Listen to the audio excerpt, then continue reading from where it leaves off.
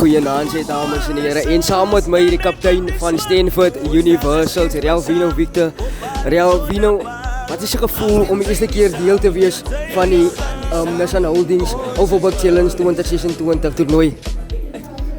Eerstens Aiden wil ik jou zeggen, als een absolute goed voorrecht voor ons. We zitten laatst jaar, het is ook doelwitten gehad.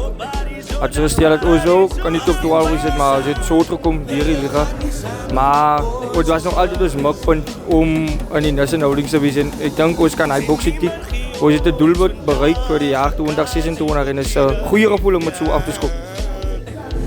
Julle het baie clubs, baie spanne het julle verras. Vandat julle eerste buiging gemaak het in die groot uitdaag. Hoe gaan julle met daardie momentum ingaan in hierdie nuwe seisoen in en met die nuwe spelers ook wat aangesluit het by julle daar so by Stanford Universals? Ja, om bij die vraag in te komen, ik denk dat het een kind of a stop staat. Om weer te recap van laatst jaar af. Met andere mannen wat ingekopen, denk ik, die plan gaat een klein beetje weer andere, maar niet te veel. En ik denk dat zo is positief voor al die toernooi, wat ons die momentum kan geven tot in die aanloop van die liga. Dat, ik denk dat is iets positiefs. En dan het tenslotte, Vino, een boodschap hier zo voor die Stanford Universal Faithful om allemaal uit te komen 28 februari naar Caledon Sportgronden toe.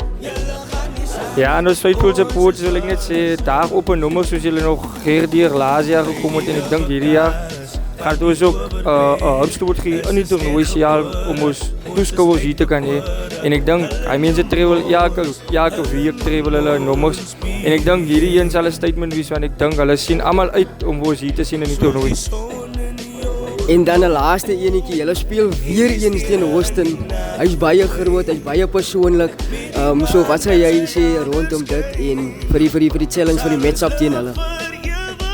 Ja, om te denken laatst jaar, dus die jaren eindigen met de 2-1, zo ons nog breaking rights gehad tot en met die jaar toe. En ik denk, die jaar gaat het, wie dat ze elkaar 4 keer gaat krijgen in die jaar. En ik denk, om die in het diertaak zal voor ze positieve inwees voor die jaar, maar die focus is zozeer op Houston, dat zie je maar het gaan over ons prep voor Houston, denk ik. Baie dankie Relvino vir jou insette en sterkte met die toernooi en met ook die liga van 2026 vorentoe.